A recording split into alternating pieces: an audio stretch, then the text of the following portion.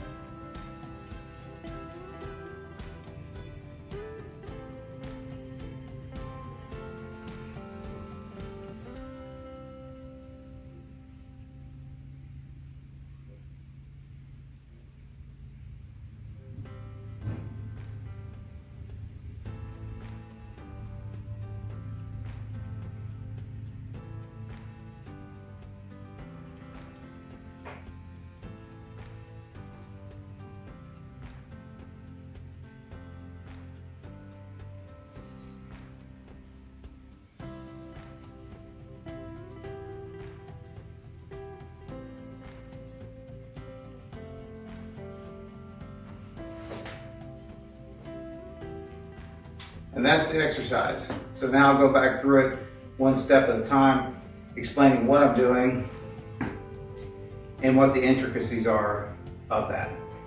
So feet shoulder width apart. I make this is a finger position or mudra called holding water. And so, because it's kind of like you scoop water up and you drink it. So holding water, I come up, lifting my arms like a crane's wings, but I'm also like a puppet on strings. And I get a little bump when I get to the top, and I let it come down. And I'm gonna bring left in first, and right comes right in behind it, up the center line. Then I shift my weight to the right side, and I step with the left, and I allow my hand to slide down my arm, holding it underneath the heart 3 acupoint. In this position, I'm going to breathe deeply and relax 3 times while staring out into infinity over top of my top hand. Once I've done the 3 breaths, I'm going to shift my weight back and bring my hands in. And I'm going to repeat the exact same thing now on the other side. Right hand comes in first this time, comes up the center line, shift to the left, slide it down to heart 3. 3 breaths while staring off into infinity over the top hand.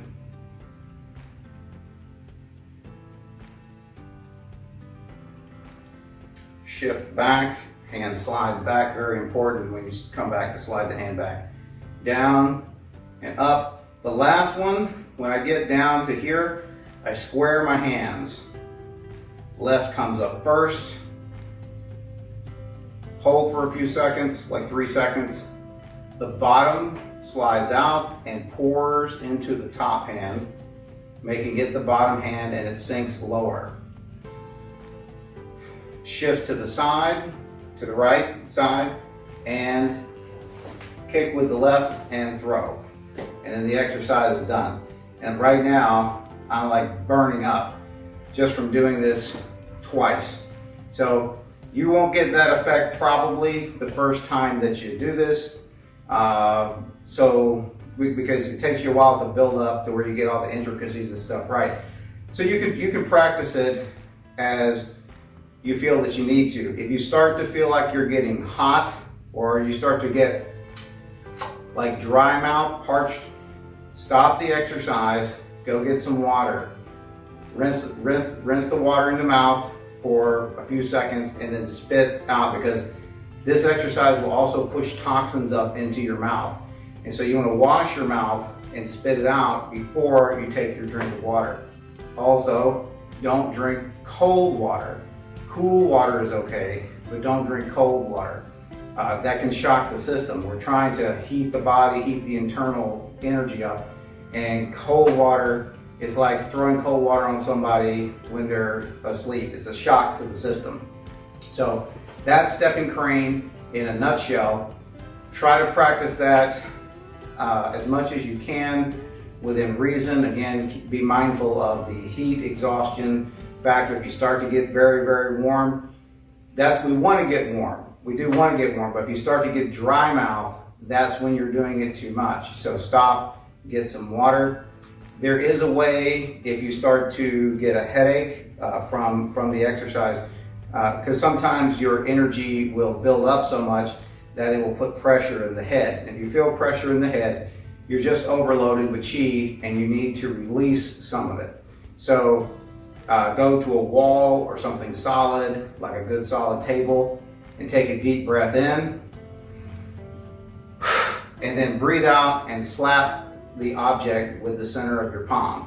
If you breathe out and slap at the same time, this releases a lot of Qi at one time. Then wait about 30 seconds and see if the head pressure doesn't come down.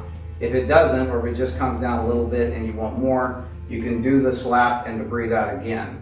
But just wait 30 seconds in between each time you do it, because otherwise you can bottom yourself out and then you won't feel very good because your chi level is dropping too drastically. All right, well that's it for step and crane. Thanks and good luck.